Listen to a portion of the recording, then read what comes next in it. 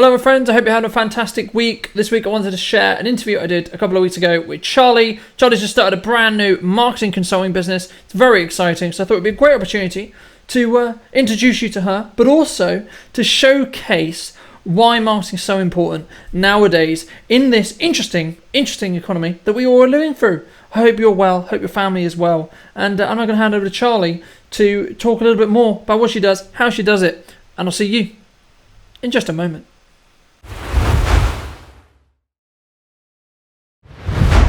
Hi, I'm Charlie Clary. I'm a marketing consultant, recently set up my own business, and I help fabulous female women support them with their marketing and empower them to get right and make lots more money, because more women need to make more money. More people need to make more money as well. It's not just women. No offense, but absolutely. Thank you so much for coming on the show. Really appreciate the time. And we had a brief chat about, what we were to discuss, because I think the marketing world as a whole is this kind of like unknown, how does it create me revenue kind of concept, right? And one of the common factors that we both agreed on for small business owners and people starting out was that they're extremely overwhelmed with the idea. They know they need to do it. They know they need to, start communicating. But from your perspective, what would you describe marketing as? What is the activity of marketing? It's telling a story. That's all it is basically. You've got stories to tell, and you've got a product, a service, a thing, whatever it is. It's irrelevant what it is actually, and you just need to tell concisely and clearly to the right people the story of that. And that's it. And once you get that right, you get nice communication, you get a nice relationship, because I think it's not always just to have this, and then you result in a transaction. That's all it needs to be. It is very simple, but like you say, marketing can get so confusing and overwhelmed unnecessarily.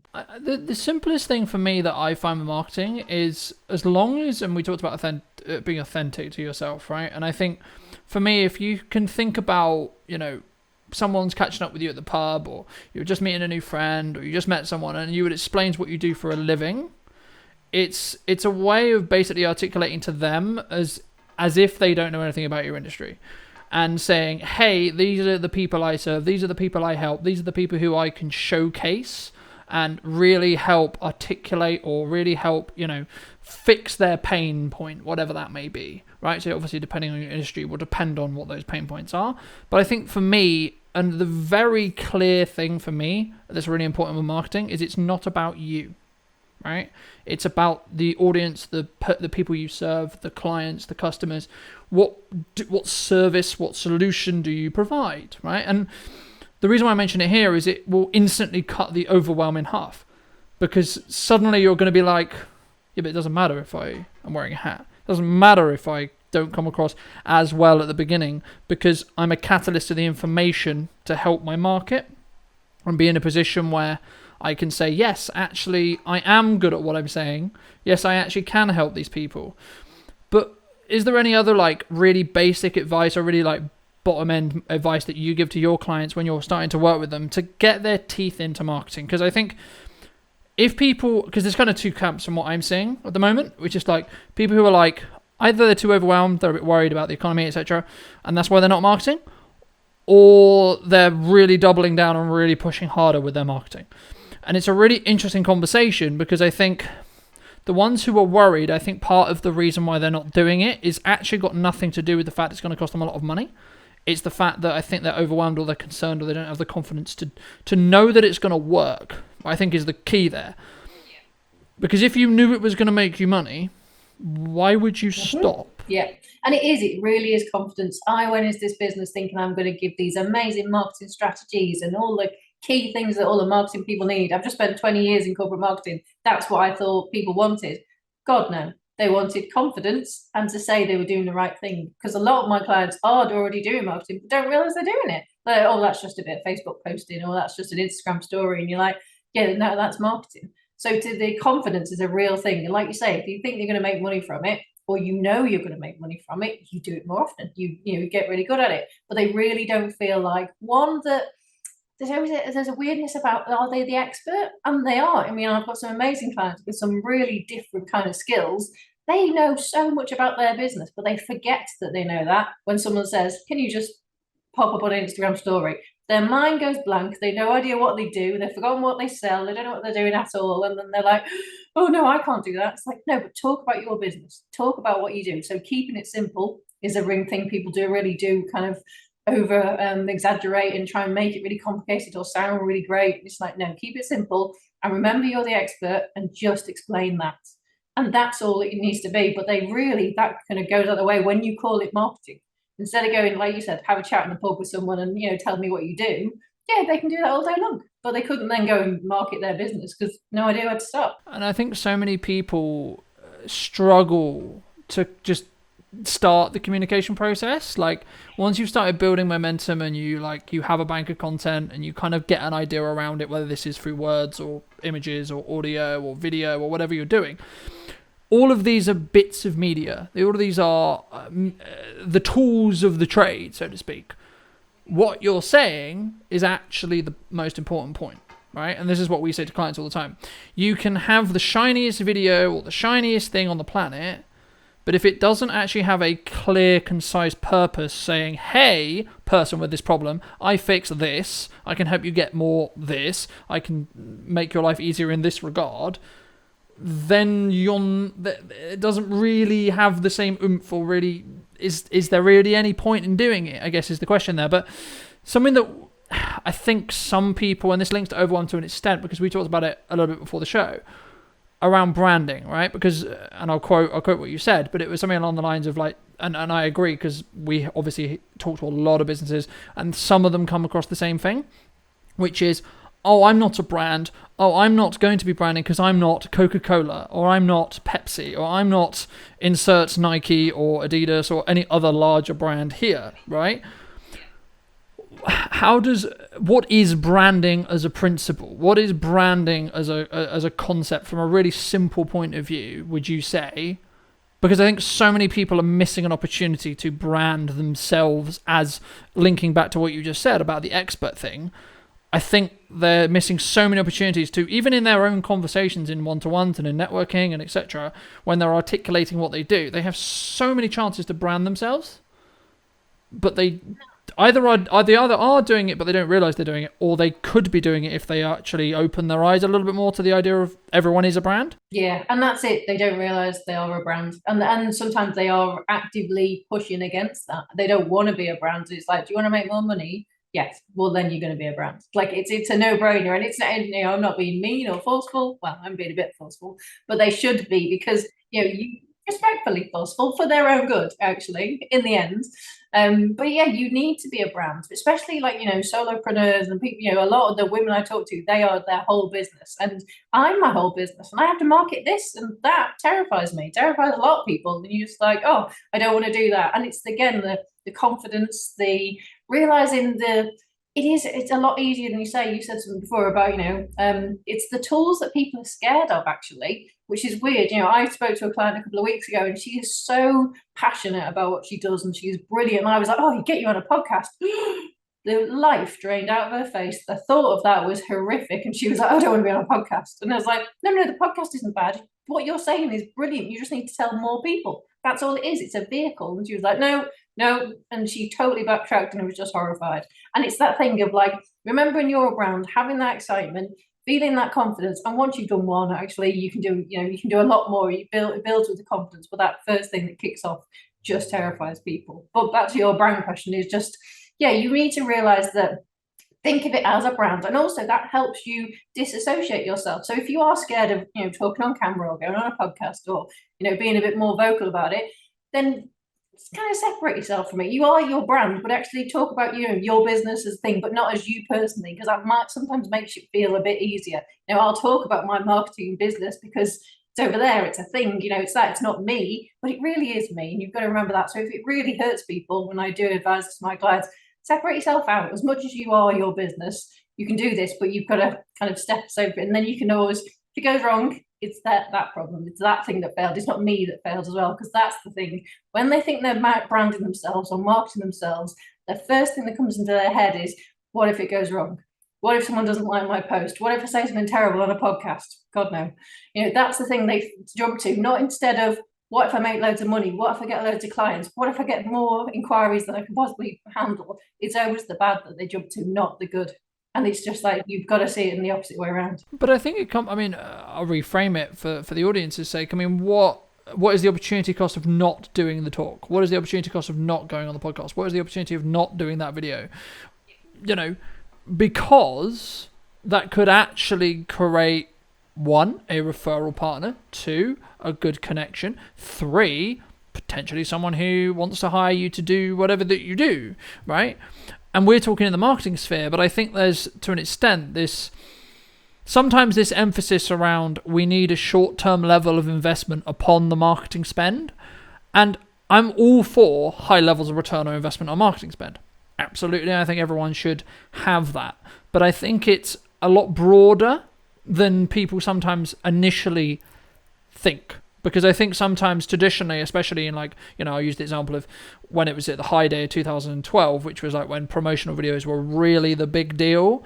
And it was like you could do a promotional video and it would literally print you money because the demand for promotional videos was outskewed by the supply. Therefore, if you had one, you stood out in the market and everyone went, hey, that's a cool idea. Let's go that place when I need that service. We're actually ironically talking still about branding here. Because it positions you as the go-to place or go-to person for what you were doing. But the thing is that's happening now is it's now kind of a rite of passage for you to have a promotional video, right? And I think that's where the market's changed, and that's where I think it's a bit more complicated and you need to be a bit more strategic with, and also from your own perspective as a marketer, you need to set your clients' expectations and say, look, is this going to make you money? Yes. Yes, it can. But you need to understand in what time span and with what key performance indicators you're going to track to make sure that what you're doing is working, right? Because it's a larger process than just we put something out and there is a market response back, right? Yeah. And I always say this to my clients, marketing is the long game. They don't want to hear that. They want to go, they're like, well, I've signed up for you for 3 months and you're going to fix my world. Yes, I'm going to start to fix your world. However, it is the long game because, there's all stats and all sorts of things. People have to see an advert 7 times before they recognize it and 12 times before they purchase. It's like, that's 12 times, and all these stats fly around a lot and you think, okay, take some with them with a pinch of salt. But, like you say, if you don't put something out there and your ideal customer isn't ready and willing to buy, you're not going to make an instant sale. So you've got to keep having this conversation, keep talking about things, keep talking to people, and in the end, they will buy when they're ready to buy. Your client is never ready when you're ready. So that's the thing you've got to remember is like, okay, I've got this massive promotion or sale or product or whatever it is, and I'm ready to tell people. They're not ready to buy. And once you get that in your mind, and you're like, if I just constantly keep telling people, because it is consistency in the long game again, then they're ready when they're ready. And you can't change their readiness because it was, evolved on so many things. It's, we can talk about market influences and the state of the economy and all these things, but it's like, actually, they might just be dropping kids at school and be like, oh, I want that thing, but I can't do it now. I need to do it later. There's other things that factors that you have got no control of at all. So we've got to have everything ready from your side. And it is a little bit like shouting to a void. And then you're like, yes, but you can't do it once. That's the other point. You've got to keep doing this constantly. And when they're ready to buy whatever it is your service. Yeah. And I think that's a really important distinction because I think sometimes, as I say, people will say, oh, we're going to do a video and it's going to have this response, right? But I remember saying in a talk I did a couple of weeks ago, there's one thing, the point of marketing, the first point of marketing is to get people within your network to get ready to the point in trust in the respect to you, trusting you're an expert in your service. So that's stage 1. Great, cool. The people in my network trust the ability to be able to use me. Great, fantastic. Then the second stage, and I'm really deliberately keeping this really simple. It's a lot more complicated than I'm alluding to. Then the second stage is, okay, how much do you cost? The information gathering stage. And then there's potentially a transaction after that. But this could take, depending on how much content you have out, anywhere from 2 weeks to 7 to 12 months. But also, that period of time also needs to align with the fact that, in my case, someone wants to do a video, right? And the decision-making, purchasing decision, when they make that decision they want to make a video, if I'm doing my marketing job correctly, the first person they should consider, or one of the first people they should consider, is me because of how dominant I am with the presence that I have online. That's the reason. But something which clients ask me quite a lot is how much posting is too much in a social context in regards to social media, because we did an interesting experiment a year ago, which was like, we're going to start posting daily and see what happens, right? We're now ramping that up because we're seeing good results with it, and etc, etc, etc. But what's your opinion on like the concept of like, if I post daily, I'm spamming my audience? I don't agree. I really don't. Like I said before, I don't know anyone who's doing too much marketing. You can't have too much conversation. And your post, yes, if your post every day is the same thing, buy this from me, buy this from me, buy this from me, I think that's spam. But I think posting about, your journey, your story, your product, why you're passionate about what you do, how you got to that stage, they're all different, interesting little snippets. That's not an individual post. That's just, I'm now starting, like you said, I'm now starting to trust this person. Oh, I'm really thinking about it. Oh, and then when I think video, I think content. Like, all these things have got to have like an underlying kind of tone. And mine is, I do the same thing. I talk a lot about female empowerment, what's going on in the world, tie things into what's happening with voting rights or other female issues. That's nothing to do with the marketing consultancy service that I provide. That's not a sales message, but it is someone going, okay, she's passionate about this. Oh, right, she feels interested about that. Oh, then that's interesting. I wonder what her thoughts are.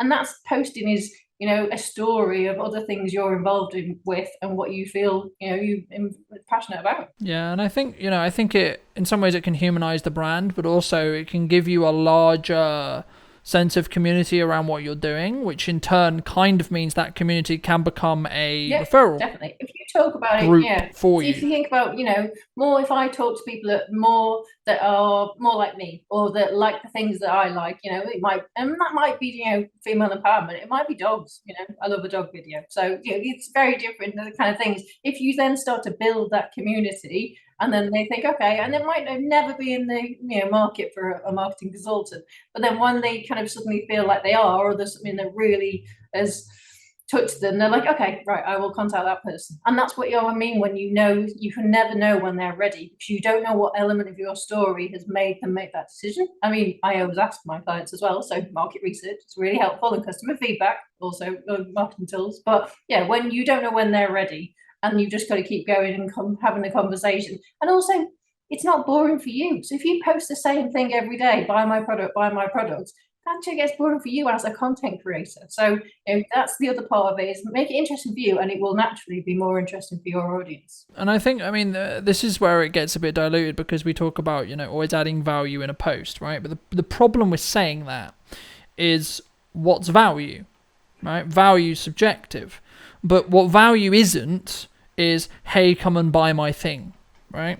Now, asterisk, should there be a very small percentage of your, content distribution, however you're doing it, saying, hey, come and buy my thing? Sure, right? You should make the undertone or the byproduct of everything you're doing, hey, by the way, I sell this thing, this service, this reality. That's more of an educational upon, or an education on, these are the services I provide you, than, hey, can you come and buy my thing? Now, I watched an interesting video this morning, which was about being proactive around how you treat your sales. And it was basically, the crux of it was, if someone views your profile on LinkedIn, they're showing an interest in what you do and they want to kind of gauge where you are. So a strategy that one could use, not endorsing the strategy, but a strategy one could use, is start a conversation. Personally, I feel that is an invitation, because why else are you going to someone's profile if you don't want to know who they are? The best way to know is by having a conversation with them, to get introduced, and or to consume their content, right? Especially when you've just made a new connection, because for those who don't know, what happens when you make a new connection, on LinkedIn especially, is you'll be fed roughly 3 weeks worth of their content to see how you react. And depending on how you react will depend on whether you'll continue to be served that content or not, right? And for me, that's where it gets really interesting, because then you can't actually spam anyone. Because if people who don't give it the watch time, engagement, likes, comments, shares, etc., and all these things are weighted differently depending on the platform, but if they don't give it that attention, they won't be served the content. Right? So I've had people who tell me and go, I haven't seen you on social forever. I'm like, well, we're still posting daily, and it's probably because you haven't been consuming content. So then we do a fun test after the call. I get them to say, okay, if you want to be issued my content, go on my profile, watch 2 or 3 videos, and then let me know how the algorithm will tweak, right, what it sends you. But that's also, I think, about being very aware that you are in your own content bubble when it comes to every social media platform as well, right? And I guess there's an open conversation around should that be the way that the platforms are run. It's a larger conversation, of course, but I think from a really core point of view, that's actually what you want from a platform, right? Because what I want as someone creating content for the platform is it to be shown to the right people, not the wrong people. Because I only want to connect with the people who I can build rapport and trust with to potentially lead on to us having a form of mutual beneficial relationship, whatever that means for them. And the reason why I keep talking about content so much and why we focus on content so much is because that's the deciding factor on whether I'm an expert or not. Because, and as I alluded to in a couple of other bits of content lately, there's a lot of people who can claim they're a X, Y, Z. Right? The deciding factor in the market nowadays, because let's be honest, marketing as a whole is a very competitive space. It's ridiculous. And as every day passes, there's another social media marketing agency, there's another marketing consultant, there's another. No offense to any of these people, but they just is. There's just a load of them, right? Loads of them, which is great and it's fantastic for the consumer and the people who need the service or want the service, because it means every single other marketer of any description in the industry, and this is the same true across every industry, has to get better at what they do. Because by proxy, if you're going to hold your market share or maybe take market share, you actually have to be good and prove you're good. But how do you help your clients or you personally prove that you know that you are good at what you do, right? Because it's all very well and good us sat on a podcast saying, oh yes, well yes, we can do this. But what key things do you think are really important when someone's trying to prove that they are the expert? That maybe isn't used to creating content, right? Because we can sit here because we're both very aware of how content works and why and so on, because we're both in the marketing world. But we're sat here from a privileged point of view and arguably an entitled point of view because of how much marketing experience we have and marketing knowledge we have. What do people need to think about or consider when they're thinking on that really starting stage of, right, okay, yes, okay, cool, I listen to Cotton's podcast, I know I need to be starting to create content, but what do I do now? So much, there's so many things. I think the main one is be clear on what you're trying to say. You know, like you said before, I hate the elevator pitch or whatever you're trying to sell, make it, short and snappy, easy to understand. If you can't explain it within 2 seconds or, less than 30 seconds, then how's your audience going to understand if you don't understand how to explain it? And how you explain it, I think, is one way of doing it, but actually test that with people. You can go, right, I'm ready to explain my thing, I'm ready to sell, and they go, what? What's that mean? You're like, oh, that's obvious, isn't it? No, it really isn't obvious. You've got to think of it from the other side. So marketing is so two-way. And I know we sit and we churn out content and it feels like it's one way, but it isn't it's two-way, because if someone doesn't understand your product, they can't buy it. They won't buy it because it just makes no sense. So definitely talking to my audience and my customers about really just like my main thing I talk to them is your customers can't buy something they can't see. So if you're not talking about the thing you offer and the service you do or the product you provide, if you don't talk about it, no one will buy it. And whether that's a digital version or you've physically got a shop or whatever it is, if you have no shop window, people won't know something is there. So that's your main thing, is like really think of it that way. That's a real thing. Also, you've got to do marketing sales. I know I'm slightly biased, but it should be 50% of what you do, because you need to sell the thing you do. So if you're not spending a lot of your time and a lot more than you actually realize, it's like, oh, I'll do 20 minutes a day and stick to my Instagram. No, you need to be spending 50% of your time on getting people to know about your product. That's correct. So I think the caveat which people sometimes misunderstand is because it doesn't give you an instant return, and it's actually a lot harder than people think, right? Oh yeah, massive caveat. And I think they have this kind of like tick box exercise of, oh, I've hired someone, or Becky, or Nigel, or insert other related person, or intern, employee, etc., doing the social medias, right? Now, just to asterisk, marketing is larger than social medias. I focus on talking about social media because it's the bulk of what we do.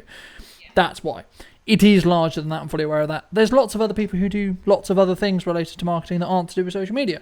Great. They're experts in their own right. Wanted to add that in. Because it's important to understand, because sometimes we get into these echo chambers of social. Yeah. But, however, the thing to consider when it comes to marketing is whose attention do you want, for how long, and what you're going to give them in exchange. That's it. The issue, I think, starts to appear when people are not in touch with the market. And what I mean by that is saying, is there a market trend? Is there, we saw it with the rise of ChatGPT, for example, right? People were going, oh my God, they were pushing back. Oh my God, they were pushing back because, and I think it came from a scarcity mindset from a copywriter's and a traditional copy point of view going, okay, this might take my job. Now, what I've been saying is, no, it's going to change your job, not take it, change it. Now, it will take the ones who are stubborn and don't want to use the technology, fine. It will actually mean that you become more profitable in less time because it's a tool that helps you do so. In the same way, video content done professionally is actually a massive time saver for you, and because arguably a professional should be able to do it faster, more effectively than you can, right? I would hope, right? Who knows? But that's the why you're paying them, right? You're paying them for the experience, you're paying them for the understanding, you're paying them to help you do that. And people ask me all the time, it's like, why do you push video so much? Why do you do this? I mean, number one, it's what I sell, right? So there's an obvious synergy there. Number two, it's what I feel most comfortable in articulating what I need to articulate, because I'm dyslexic, and it's also, I'm very aware of how I articulate is better from a media point of view as video. That's not saying that words don't work. That's not saying that audio only doesn't work. That's not saying that images don't work. I'm saying I'm choosing this medium because it's the best for my style of distribution, right? But I think actually the really intelligent ones will ask themselves the difficult questions and say, okay, well, what is my best skill set? So if you're a really skilled writer, okay, maybe it's a good idea to look at Chat AI, but actually just write a load of good stuff. Cool. Right? And or how can you leverage the new technologies and stuff that you can do, whether that's video, whether that's audio, whether that's etc. Because these are all just tools, as we said at the beginning. These are all just ways to articulate your message. There's no wrong or right way to do so. Because when you really boil marketing down, it's just a communication. It's saying, hey, market, I sell this. Would you like it? No? Okay, fine. Great. Oh, this person would. Fantastic. That's why. Right, that's the crux and the reason. I think that there's so much that goes behind the scenes that people don't necessarily appreciate, especially when it comes to brand building, that they, I think, misunderstand or sometimes don't hit the mark on.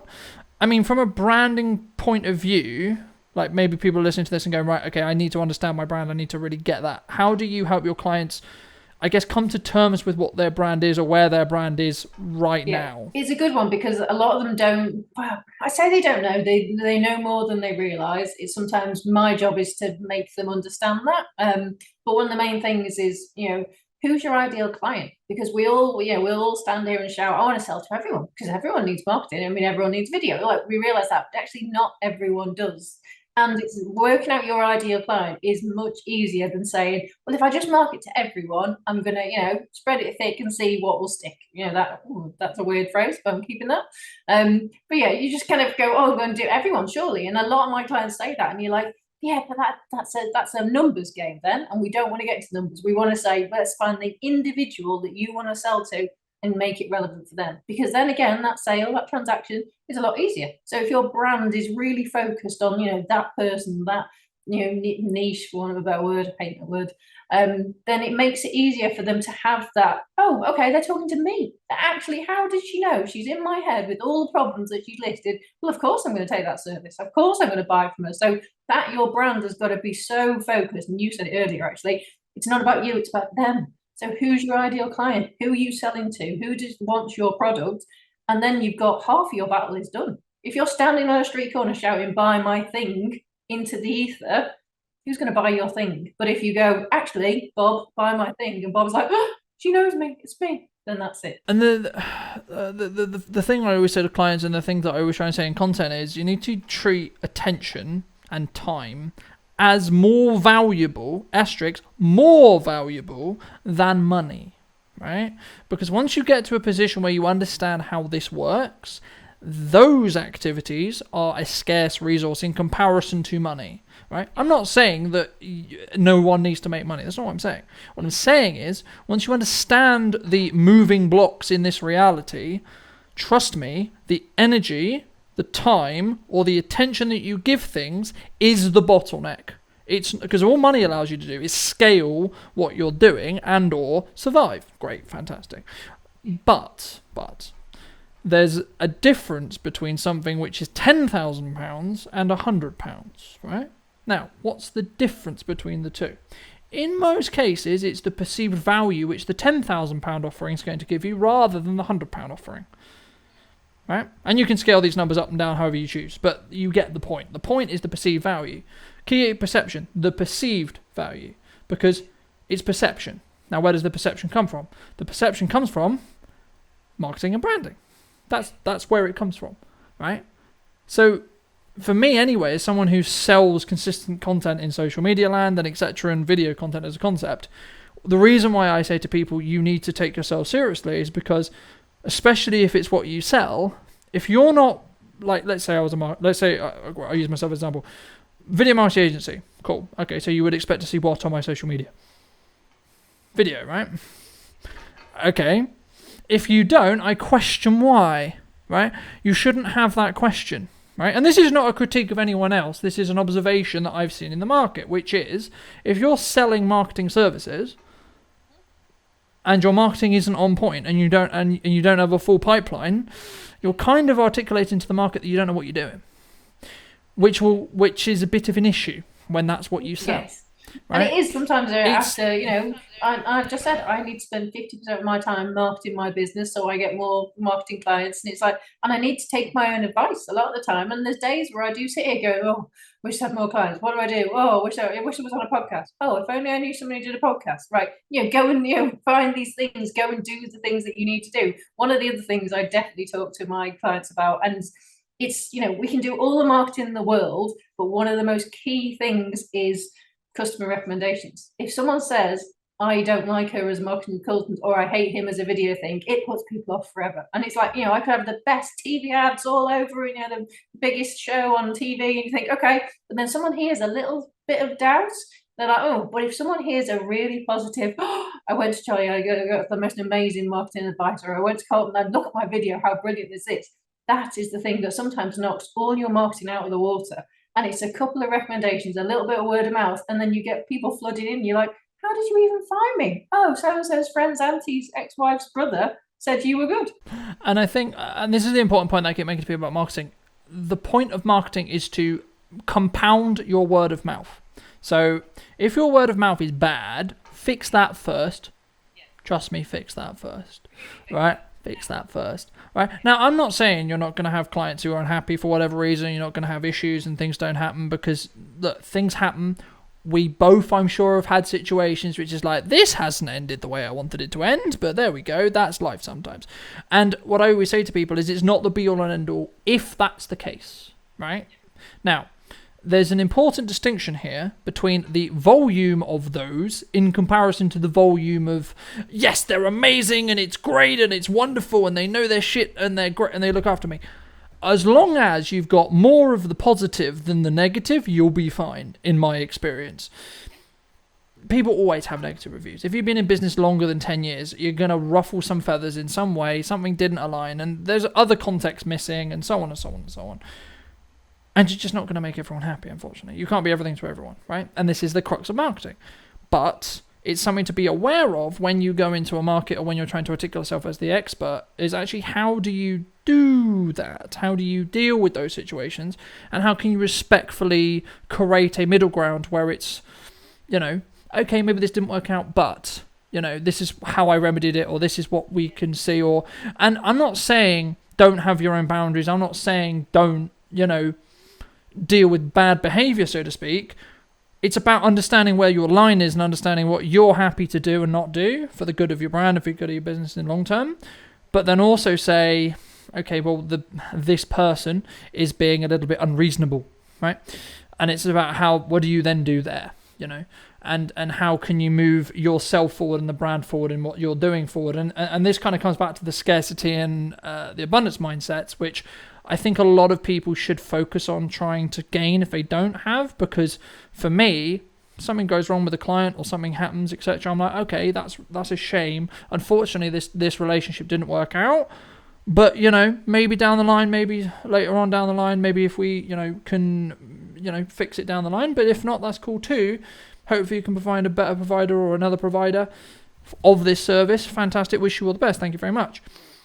But then you are able to move on. You're able to say, okay, well, what can I do now? What do I need to do now, or etc. And I think, do you find that some of your starting out, people who are starting out with marketing or etc., kind of in that kind of, I need to get marketing right, or I need to get the clients now, and because I think that's where it comes from, the scarcity really principle, is, yeah. right? It's a place of fear. That's the thing. It's like, oh, I need more clients because I need to pay X bills and do all these things. And that's why we do this. I only want to do this to make more money. That's the whole point. But actually, when we talk about, and to your point then about, if you have a bad client or experience or, review or whatever it is, and I actually had this cool chat with a client this week, learn from it. They might be unreasonable. Yes, they're probably, there is a percentage of people who actually like writing bad reviews, and actually it's harder sometimes for people to write something nice because they're just like, well, yeah, it was fine, wasn't it? It's like, well, that's not a great review. Can you write, so I ask my clients for reviews, and I advise people to do that because you want good feedback. Where actually someone goes, I want to write something bad, they love that. Sometimes it's even from a place of, an anonymous keyboard warrior who wants to write something bad. Ignore them. That's like less than 1%. But if there is a genuine issue and concern, and you can fix that, and then you can change that into a positive. I had this with a client this week, and it was not even a bad thing. That's a really good thing. You can then, that's even a future social post of like, we had this X issue, we resolved it, we talked about it, and now I offer this service, or I do this thing. Actually some of these bad things are always a learning point of like, actually maybe they weren't my ideal client, and that's why we didn't gel, so that's why we might not have the best relationship. That makes me think future, I don't want to work with these type of people, or that area, whatever it is. But also if there's a genuine thing where they went, actually I asked for this service, you didn't deliver in this way, let's talk it through. It's like, oh yeah, I didn't do that, this is not what I, maybe it's an advertising thing, it's a headline that you advertise and this is the thing you offer, and actually you didn't quite offer that. Well, go and sort your marketing now. Like, go and sort your advertising now, because you've done it. So actually these bad reviews are really helpful to go like, right, let's nail the thing, because what your customers think, right back to against the ideal person, is the most important thing. So if they think they're getting something and they're not getting it, why do they think that? Ask those questions and then you can turn it around. I think again, this is where the line between like setting expectations and then people not understanding those expectations is where the line is, because what I don't want it to be perceived as is that certain individuals in a certain context just don't cause issues for the sake of it. You can do the best job on the planet, there's a percentage of the world that are just going to become those clients, is what I'll say, right? And it's like, okay, fine, fair enough, you do you, right? Respectfully, thank you, but no thank you. And that's fine. There's a difference between those and, hey, I was expecting this and unfortunately we didn't get there, right? I will always entertain that conversation and say, okay, well, what did we not do? What did we do? What worked? What didn't? Etc. to see if we can fix the problem, right? But also, to an extent, you need to understand and you need to, I think, appreciate the level of investment you're willing to give to someone who just, you set the expectations correctly, you were like, cool, this is what we're going to deliver, you deliver those things, and then they are saying that that's not what's being delivered.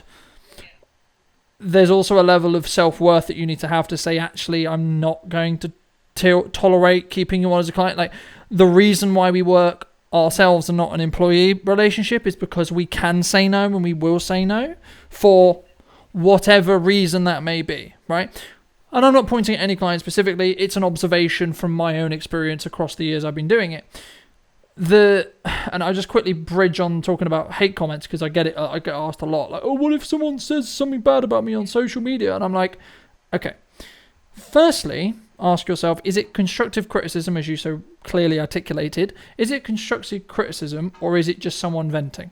Okay, firstly, right? If it's constructive criticism, ask yourself, is it fair, and is it something you want to take on board? Because there's certain things that you're like, that's just not me. I get where they're coming from, but that's just not me. Respectfully, no thank you. But if it's someone venting, question why, right? What does it actually say about you? Or what does it say about them? If they spend their energy, time, resources to come to your page to comment on your content and write you a nasty piece of feedback or a nasty comment, what does that say about them? What does it actually then say about you? I don't think it says much about me. I don't think it says much about you. I think it says more about them. And I know Gary Vaynerchuk popularized this as a concept, which was like, actually, they're in a place of pain. Actually, they're must be really hurting, because why else would you do that, right? Why would you give it the attention and so on? And this is what I'm saying about sometimes business owners don't use their attention and their time as valuably as they could do, because the net positive in doing that when you fix those two is you make more money, right? Either because that's because you're more efficient in what you're able to do, therefore you're able to provide it to more clients in less time, and or you just get better. Right? Because you're spending less time in the business and more on it. So the more time on it, the more you can scale, right? And that's where I really like your analogy about the 50-50 principle around you should spend a lot of your time. And something that I've followed for a long time for Brunton Media is treat Brunton Media always as the highest paying client. Always. Because respectfully to every single one of our clients, if I drop the ball here, it's going to not just hurt my business, it's also going to hurt yours. Because this is the place I test stuff to see what works, right? How did I know podcasts and reels would work so well, right? Because I tested it on Brunton Media 2 years ago, right? And I was like, hey, this is not a revolutionary new thing, but it works, right? And then you can go into detail on why and how, but I'm aware of time, so I think, let's wrap up soon, but is there like a final tip or a final thing that you want to jump in and sort of say and explain that for people who are like, they're like, okay, yeah, I get it, I need to be doing marketing, but like, how can I kind of get off the ground? How can I sort of step into this space and be like, yes, I've kind of got the confidence and got the understanding. Big question. So many things you can do. I suppose the tip is, you've got to treat marketing as making money. And I really, I definitely get this from my female clients, especially. It's just like, we don't do that enough. Like, we don't go out there and say, I want to make more money. It's like, this is the reason I set my business up. So I want to make more money. If I don't do this, I will be making no money. And God, worst case scenario, I go back to a 9-to-5 job in the corporate world. God, no. So that is never going to happen. And I don't want it to. But you've really got to think, right, if I'm not marketing, I'm not making more money. And that's the point, isn't it? This is why we set our businesses up. So yes, you might there's all other things you need to do when you procrastinate, all those other things. It's like, right, just get yourself in that headspace of like, right, how much money do I want to make? And it's very, I'm not a fluffy marketeer, actually. I'm more of a Excel spreadsheet marketeer. I like to see the money coming in. I like to see what's working, what's not working. And a lot of my clients hate that. And you're like, what? You don't want to see this? And, I sent one a spreadsheet the other day and she sent it back to me and said, no, I don't want to do this. And I was like, no, we need to be more strict about this is the purpose. So once you've kind of got your head around, yes, I understand marketing's a thing, then find someone you gel with as well, because that's not always right, but take advice. That's my biggest advice. And I know that's kind of me saying take advice from me, not necessarily me, but take advice and get support, because you can't do this on your own. It is so hard to run a business full stop with all the hats that you have to wear. And then someone says, oh, do you want to be head of marketing? And you're like, no, because I have no idea what I'm doing. Go and find an expert who can, because then you don't have to be head of marketing. You go and get them to do it, and then you're still the expert in your business. Know where your strengths are, get the support that you need at the right, and it might be, financial advice or HR advice or website advice, whatever it is, but just realize that you can't do everything and get the right help, I think is my advice. Yeah, I'd agree. And I think, because I'm sure there'll be a percentage of the audience that's like, well, that's nice for you to say because you can probably afford it. I can't. Okay, but the caveat I would say there is if you can't afford it, but you're rich on time, which means that's what you are because you can't have both, right? Then consume content like this. Learn marketing, right? Subscribe to channels who talk about marketing consistently, talk about new trends, talk about ways to market your business, way to communicate your business, understand sales, etc. And or just become a facilitator of doing it. So take inspiration from either of us and say, okay, well, this is how this person does it. How can I now move that forward and how can I emulate it in my own life or in my own business?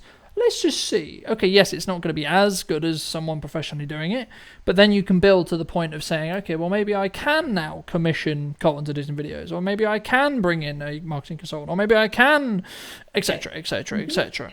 Right? People need to see, and also people need to see that return, like you said, and it's not instant. But if they don't see it with themselves and they feel like, oh, okay, I get this little marketing thing, I want to grow it, but yeah, you have to get that. Tons of free things out there, you know, and maybe too many free things out there, you know, so you can consume and get a bit more educated, and then build on what you know. And I think that helps. And this is the final thing. I'm really glad you mentioned how busy the market is in respect to, hey, listen to me, hey, listen to me, hey, listen to me.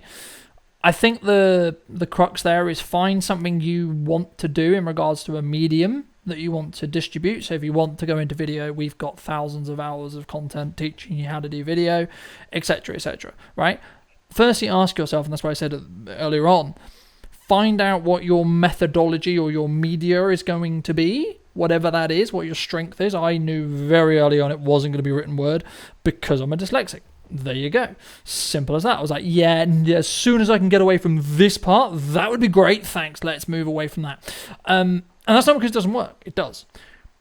I just don't like doing it. Right? It's got nothing to do with I can't do it. It just takes me 3 times as long, and the more effective use of my time is filming it as a video and then distributing it.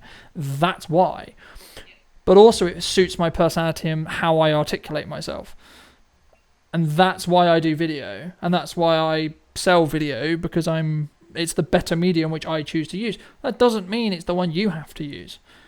It's choosing which one you want to use, and then you're going to use consistently, which is the key, right? Because if you're not consistent, you won't have that pressure on the market, so that either someone can say, hey, I know someone who can help you with that when they're in a conversation, or themselves go, hey, I need help with this, and I know exactly who I'm going to use. But for those who want to continue this conversation, they want to have a conversation about working with you, they want to have a conversation to get to know you a bit better, how's best for people to do? I'm on LinkedIn and I'm on Instagram. Just contact me on there. The last point, and this is a thing I do, last point, is I do talk to my clients about, and when we start, they're like, oh, there's so much marketing. And I was like, right, pick one. You know what? And I was like, pick one channel and we're going to do that. And I was like, no, but I should be doing this and I should be doing that. If you think you should be dancing on TikTok, great. Do you want to? No. Well, then we're not dancing on TikTok. Really, it is until you pick one, get comfortable with that, and then you feel, oh, I've got this Instagram thing. I'm going to reach out to something else. It's only then. So my advice is pick one thing, stick to it. You don't have to do any other marketing. And there's so many of my guys go, but you can't say that. It's like, you can, because if you're not comfortable doing that, you're not comfortable doing 10 things badly. So let's do one thing really well. And that's what they do. And then actually I do have now a client who is on TikTok, who is just unstoppable. And 3 months ago, couldn't even write a single social post and is now on TikTok. I mean, she's taken off. So I'm very pleased that once you build your confidence, you can do any medium, but you just have to start with one. Thanks so much, ladies and gents, for coming back and joining me once again this week. I hope you took value all about marketing from this episode. If you did and don't want to miss next week, then make sure to be subscribed to the channel. Link down below. And new content coming really, really soon. Thanks so much for the time. If you would like to hear how video can help your business in 2023, make sure to find my information somewhere around this video. And I'll see you very, very soon.